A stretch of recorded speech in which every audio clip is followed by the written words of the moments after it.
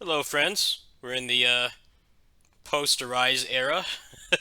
um, I probably will go back and finish the post game, but I really think at this point, I'll be waiting for mods. I've mentioned this before on my streams. I know I got really frustrated on those streams, and a lot of people didn't want to watch them, and I totally get that. A lot of my rage comes from passion.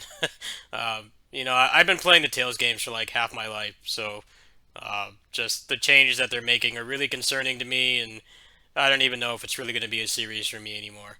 But today I wanted to mix it up. I didn't want to play Arise today, so I thought I'd show my progress on Pinnacle of Combat. So let's back out here, show a little bit of my account.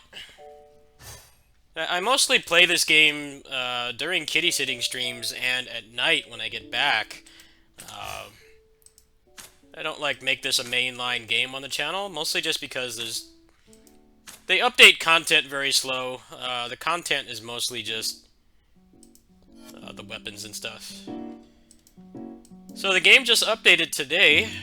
They added a new Force Edge. See, this is not a new weapon. I don't even know why they have this in the rotation. It's kind of weird. That looks pretty whack. I actually have a majority of legendaries in the game. Um, I don't have the axe at all, but I do have a legendary for every other weapon type, pretty much. This was just added today. It's a new Force Edge, kind of like the Helter Skelter from DMC 5. I kind of wanted to get this, but I don't have the super move for the Force Edge, so I figured it was better to get the Shuriken. I just got the Shuriken with pity. I saved up for about a week and a half. I didn't pull it all, and luckily I got the source rocks I needed to get this.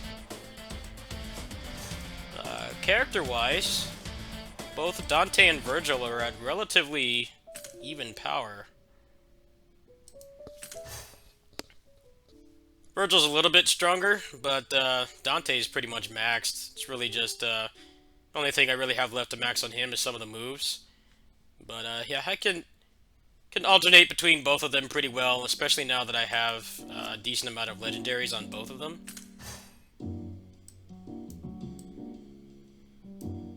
Dante needs like a legendary shotgun, but his legendary shotguns are not that great.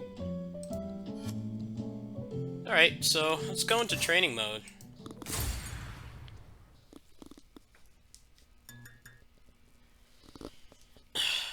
RK is actually going to be doing a stream for me to show me how to better utilize the stuff I've unlocked, so I gotta keep this short.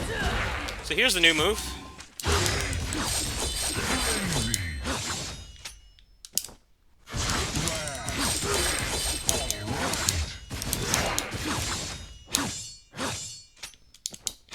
So it's like a really stylish relaunch.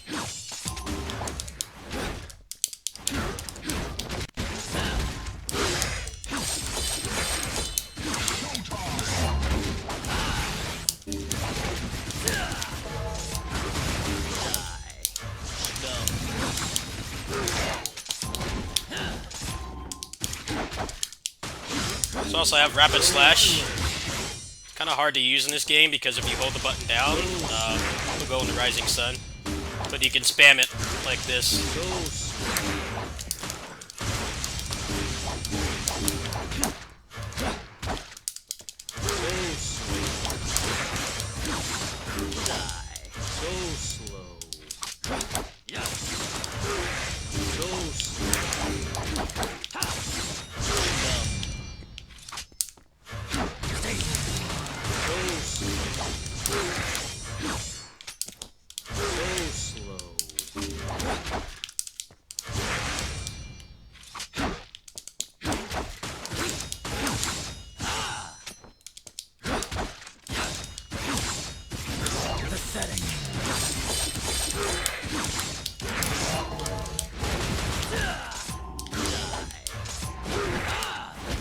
So right now, one of the nice things about Virgil is I have the legendary summon swords. So off his Starfall, I can actually continue the combo. So if I do something like this,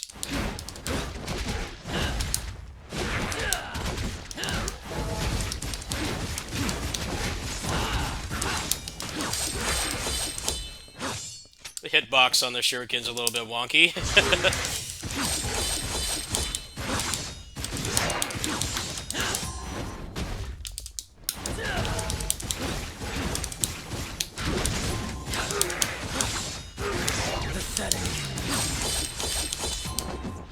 So you have to forgive me. I just got this weapon like 10 minutes ago, so I haven't had a lot of time to lab.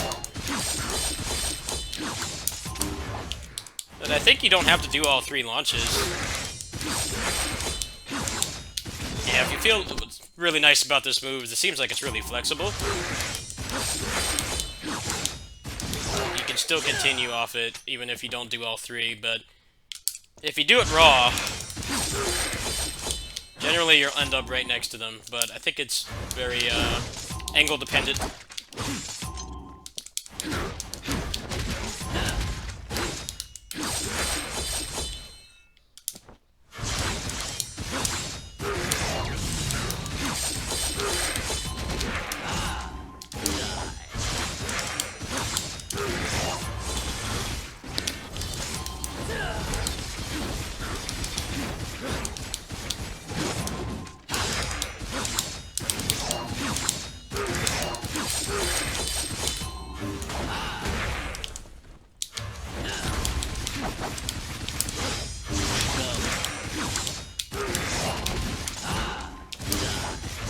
Okay, so I need to lab with him more and figure out a good build, but let's go ahead and show what I've got for Dante, too.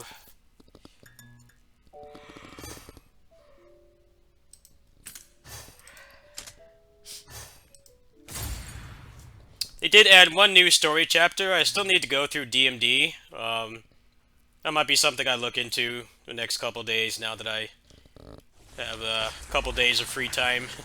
No major releases coming out for a bit. You do get one-time Red Orb rewards that are pretty large. I think you get like 80,000 or more, depending on how far you are in the hardest difficulty, which is DMD, just like the main games. So I should be able to get both Dante and Virgil to level 50 with that over time. I just need to save up some funds.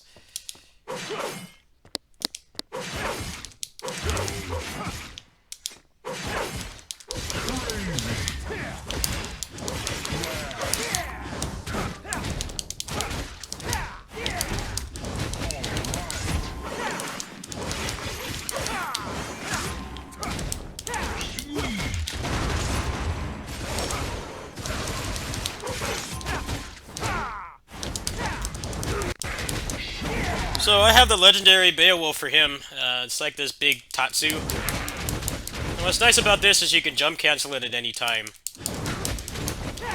So if you ever watch me do dailies on this, which I tend to do at night after I get back from kitty sitting, you'll see me do stuff like this.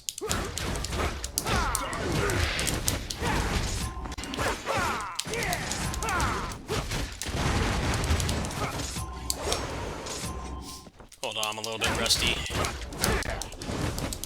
I have to get used to a game with responsive controls and enemies who stagger again. My apologies.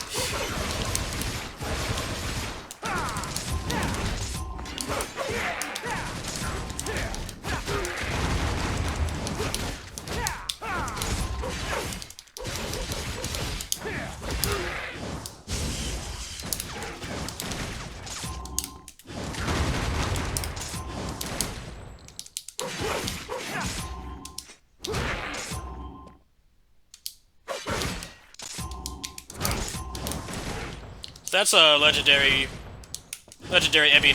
ebony and ivory move. I think you can jump cancel it, but I'm not really too good at using it yet. RK is going to be helping me learn how to use that move later. But yeah, that's basically a little progress report on this. I know people like watching this game. I think it's a number of reasons why it's not popular in terms of viewership. The first is that you know, it's in a foreign language. The second is that it's not available globally. And the third is that the menus and stuff can be hard to understand if you don't play the game. This game actually does not have that much reading involved. RK has actually made a guide for pretty much everything that you would need to know if you can't read the language. I think this game is really fun. Uh, Main problems with this game is the lack of pity for anybody who's not Virgil. You can spend a lot of money on this and get nothing. There's no like microtransaction bias in this at all. I've spent my fair share on this over the summers because this has been one of the few games that has not disappointed me this year. We all know if you guys have been watching my videos and stuff, I've had a number of disappointing releases this year. We had PSO2 New Genesis, then Samurai Warriors 5, and then now Tales of Arise, and those are all games I very least I at the very least wanted to give them an honest chance, and none of them really panned out as much as I'd like. This game came out in June as well. However, the beta for it was back in like March or April, so I was already pretty much hooked at that point. Um, I don't really think this game really tries to be anything that it shouldn't be, which I think is nice. There's very little gimmicks in this game. The campaign is a bit of a drag. It doesn't really incorporate the design that they used in DMC 5, where there's no puzzles or backtracking or anything. You basically just go forward and you just kill stuff, which is, in a character action game, I consider that to be ideal at least. I know people hated the backtracking and the puzzles and stuff in 4. This campaign in this has a lot of puzzles, but the campaign is pretty much like it's more of a single player or single playthrough kind of thing here. Kind of like when you play like something that's really long, like Persona. You generally don't play like a Persona game more than once because of the time investment involved to play through it again. Here, the campaign, you pretty much just play through it 3 times for the corresponding difficulties, and then after that, you have the dailies and stuff. Like if you just want uninterrupted combat and you want more challenging combat and content and stuff, none of that is in the campaign. The campaign can be very slow paced. There are a lot of obnoxious puzzles. It's not really that fun to go through, but I recommend going through it at least. Actually, pretty much going through it all 3 times. But I think the best way to do it is to just do it piecemeal. They're adding new moves to this game like every 2 weeks. So if you manage to get one of those moves, it can make things more interesting. Legendaries in this game are kind of a mixed bag. They're not like really best in slot by default. It's not like, say, some of the other service games I've played, like Honkai Impact and KOF All Star and PGR most recently, where you need this best in slot gear to really use your character. You can get by with the free moveset just fine. It's just that they do intentionally remove some utility from the base movesets so that you are encouraged to get the legendaries. However, some of them aren't really good for utility at all. They look cool, but they don't really you don't really accommodate or really fill out the moveset as much as you'd think. So there definitely are some that are worth going for. The others are just like, it's cool if you have them, but you can get by with them just fine. Next few days, maybe the next few days, but maybe next week, I'll probably go through the story on stream, and we'll try to get enough orbs to power up Dante and Virgil, and then I can start looking into the endgame more. Anyway, hope that's a little progress report for you guys. I know watching this game on my stream can be a little bit awkward because of the language barrier, and I don't really explain anything, and you kind of just have to guess. I think it would be better to do an overview when it comes out in English. They did already announce that it's both going to come out globally and it's going to have a PC port.